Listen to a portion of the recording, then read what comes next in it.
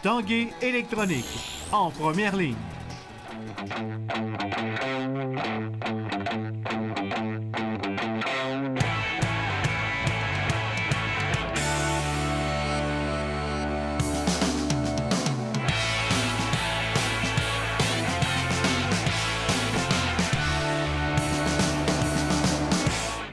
À tous, bon mardi, bienvenue à l'Esprit sportif. Aujourd'hui, dans l'émission, on revient sur certains événements qui se sont déroulés au cours de la fin de semaine dans le monde du sport.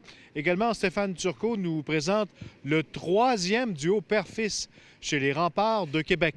Mais d'abord, on parle d'un événement qui aura lieu au cours du prochain week-end. C'est à la base plein air de Sainte-Foy qu'aura lieu des épreuves de canicross, épreuves de vélo, également de course à pied, comme seul moyen de traction, un chien. Le reportage de Jean-Michel Bourque.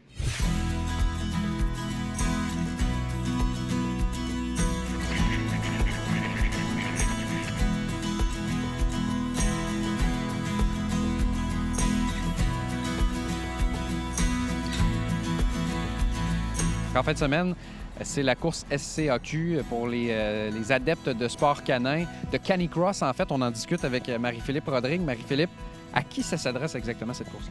En fait, ça s'adresse à tout le monde, autant les adultes, les personnes plus âgées, si je peux m'exprimer comme ça, que les enfants.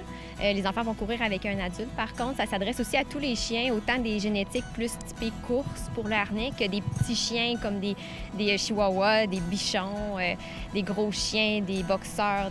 Donc, c'est vraiment pour tout le monde. C'est à grande envergure. Donc, n'importe qui à la maison a un chien peut décider de participer à cette course-là, peu importe la grosseur, la grandeur. Exactement.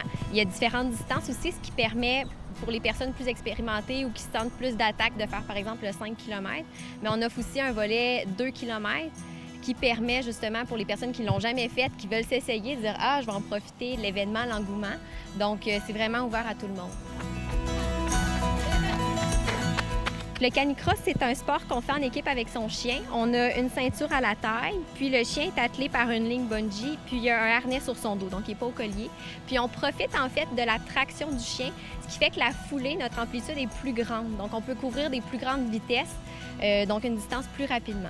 Est-ce que quelqu'un va peut-être courir plus vite avec un chien que sans un chien? Ah, c'est sûr qu'on court plus vite avec le chien. Oh, oui, on court nécessairement plus vite. Voyez-vous, moi, mettons, sans chien, je vais peut-être faire en bas de 5 minutes du kilomètre. Avec un chien, ça descend en bas de 4 minutes du kilomètre.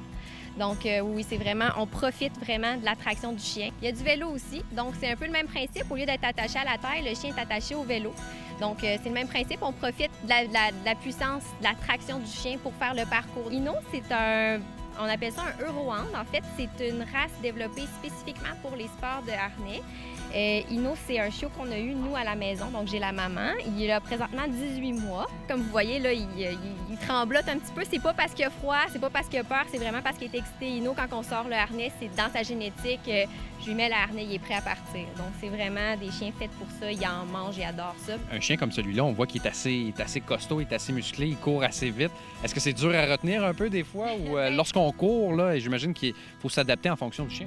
Oui, bien, par rapport à mon poids, par exemple, c'est sûr que là, c'est un chien quasiment de 75 livres. Moi, j'en fais 110. C'est sûr que c'est plus dur à retenir. Donc, ce qui est important, justement, c'est que le chien soit vraiment à l'écoute de l'humain. Les chiens connaissent on leur apprend les directions, à tourner à gauche, à droite. On leur apprend à aller doucement, par exemple, quand il y a une descente, ralentir, s'il y a un obstacle ou quoi que ce soit. Donc, c'est vraiment important. Les sports de harnais, c'est pas juste de se faire tirer, mais c'est vraiment de travailler en équipe avec le chien. Le chien doit être à l'écoute de l'humain, puis l'humain à l'écoute du chien. J'imagine qu'un chien plus docile, c'est peut-être plus facile aussi de mener la course qu'un chien qui est moins entraîné pour ça. Ça dépend. C'est sûr que c'est de l'entraînement, en fait. Hein? Fait que Hino, lui, on travaille les directions, on travaille le travail en harnais, il fait depuis qu'il est tout petit. Même sans harnais, ça se fait. Donc, quand je suis en laisse, par exemple, il apprend que c'est moi qui dois suivre. Il ne peut pas arrêter, par exemple, pour faire pipi ou qu'il veut.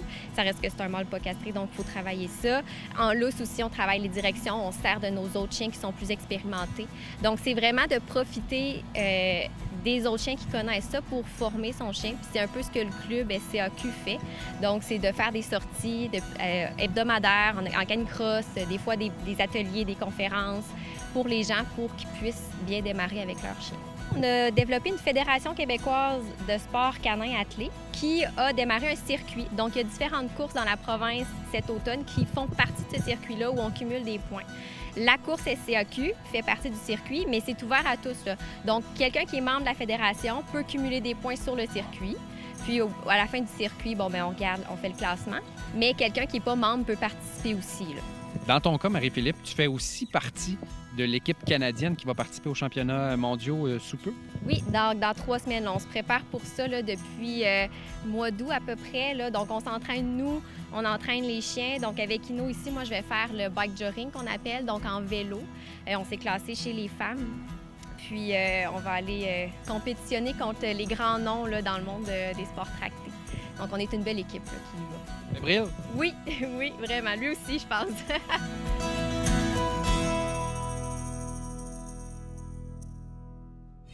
Après la pause, les bouchers des remparts.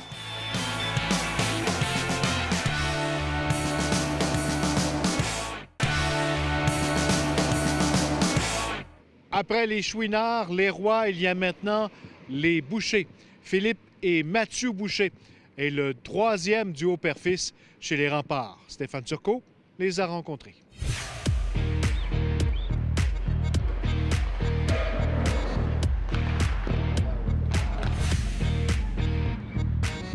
Vous êtes la 3e génération père-fils chez les remparts. Il y a eu les Chouinards, Patrick Roy, puis maintenant les Bouchers. Comment c'est de coacher son gars, junior majeur? Ben, c'est plaisant. Écoute, j'avais un petit peu une bonne idée. On avait une bonne idée dans quoi on s'embarquait parce que je l'ai fait dans le bantam. Je pense que ça l'a aidé, mais c'est plaisant pour la famille. C'est le fun de savoir que quand on a une game au Colisée, excuse-moi, au centre Vidéotron, j'ai pas à me préoccuper de ce qui se passe à Val-d'Or ou à pas le voir jouer. Fait que c'est vraiment quelque chose de bien. Puis c'est quelque chose que je souhaitais faire dans le junior. Puis en jasant avec Jacques Tanguay et tout ça, on a pensé que c'était une bonne idée. Ton père qui dirige, comment tu trouves ça?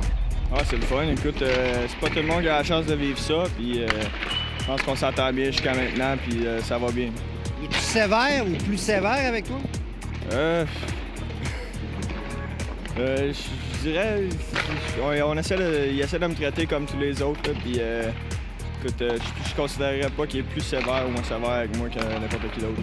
Il essaye de me traiter comme tous les autres. Est-ce que toi, tu essaies de t'ajuster parce qu'on est souvent plus sévère avec nos enfants? Bien, il l'a dit, jusqu'à date, ça va bien. En l'ayant déjà fait, faire attention pour j'aurais plus tendance à être plus sévère avec lui qu'avec d'autres, je pense. Mais j'ai une bonne discussion avec Daniel Renaud qui s'occupe des joueurs d'avant, à savoir, tu sais, Dan, si jamais j'en donne trop, j'en donne pas assez, trop sévère, pas assez sévère, Dan est très à l'aise avec moi, va me le dire. Jusqu'à date, ça se passe très, très bien. Est-ce que tu portes les deux calottes de père et coach en même temps ou à un moment donné, t'as la calotte du coach puis à un moment donné, tu remets la calotte de père? Ah, ben c'est simple, c'est pour ça que je savais que ça allait marcher. C'est tout le coach c'est à l'aréna, puis le père c'est à la maison, puis il y a une cassure immédiate. Le coach retourne jamais à la maison.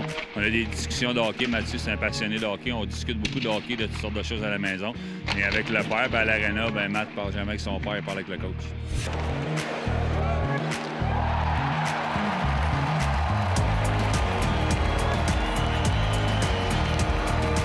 À la maison, est-ce que tu parles de hockey? Peut-être oui, mais d'une game ou de ta performance, ton rendement? Ben, pas nécessairement. Plus, je dirais peut-être à revenant d'une game. J'essaie souvent d'avoir peut-être son opinion sur ma game. Des fois, ça aide beaucoup à avoir quelqu'un qui connaît beaucoup le hockey dans sa maison. Mais à part ça, c'est pas exagéré. Voici Garneau dans le bureau. Promène en garde, tirez compte! Oh, Mathieu Boucher, c'est 6-5 les remparts. Il reste 3,57 à faire en troisième. La mère ou l'épouse, comment qu'elle trouve ça? Est-ce qu'elle doit intervenir des fois? Non, pas encore. Jusqu'à date, ça va très bien de ce côté-là. C'était dur pour la famille l'année passée de vraiment être séparés tout le temps, d'aller moi coacher des games en Abitibi, lui jouer à Chicoutimi avec son club là-bas. D'avoir tout le monde sur le même poids, c'est beaucoup plus facile pour tout le monde. Puis d'être à la même place. Ce soir, on joue contre Rimouski. Ma petite fille va être ici. Tout le monde est au même endroit, alors c'est beaucoup plus facile. Le vestiaire, ça chiale-tu contre le coach, des fois? Pas trop, je pense. C'est sûr que comme dans n'importe quel vestiaire, Il y a toujours des mots à dire là, selon certains joueurs, mais ça, d'après le coach, non. Est-ce que les gars font attention? Ben écoute, c'est pas la première fois pas que je vis ça, mais j'ai vécu d'autres vestiaires, puis c'est pas mieux, c'est pas pire qu'ailleurs. Au hockey junior, les Remparts de Québec ont passé la journée en autobus direction Abitibi, en prévision de leur série de 4 matchs qui s'amorce mercredi soir à Val-d'Or et qui se conclura dimanche à Rouyn-Noranda. Rappelons que dimanche, les Remparts, qui profitaient d'une confortable avance de 5-0 après 40 minutes, ont alloué 5 buts aux Wildcats de Moncton qui ont forcé la prolongation au centre Vidéotron. Récupéré au centre, la longue passe qui va frapper seul! Ça lance la fête! Et le but! C'est finalement Dimitro Timashov qui a sauvé l'honneur de son équipe en inscrivant le but vainqueur au grand plaisir des 13 500 spectateurs. Une victoire de 6-5 qui n'a pas plu à l'entraîneur-chef Philippe Boucher, qui l'a fait savoir à ses joueurs lors de l'entraînement de lundi. Le cycliste et co-capitaine de l'équipe Garneau québécois, Rémi Pelletier-Roy, a remporté l'épreuve d'Omnium lors des championnats canadiens de vélo sur piste qui se déroulait en fin de semaine dernière à Milton, en Ontario. L'athlète de Québec est arrivé premier au classement cumulatif des 6 épreuves. C'est la 3e année consécutive que Rémi Pelletier-Roy remporte cette épreuve des championnats canadiens. Notons également que Joachim Albert et Hugo Barrette ont mis la main sur des titres canadiens. En plongeant, le Québécois Cédric Fofana est monté sur la 2e marche du podium lors de la présentation des championnats panaméricains juniors de plongeon qui se déroulaient samedi à Matanzas, à Cuba. Champion canadien en titre, le jeune plongeur a remporté sa médaille d'argent lors de l'épreuve sur le plongeon de 3 mètres. L'équipe de rugby féminin du Rouge et Or a baissé pavillon 22-21 face à Concordia samedi dernier. Il s'agissait du dernier match local de l'équipe de l'entraîneur-chef Dominique Duquette.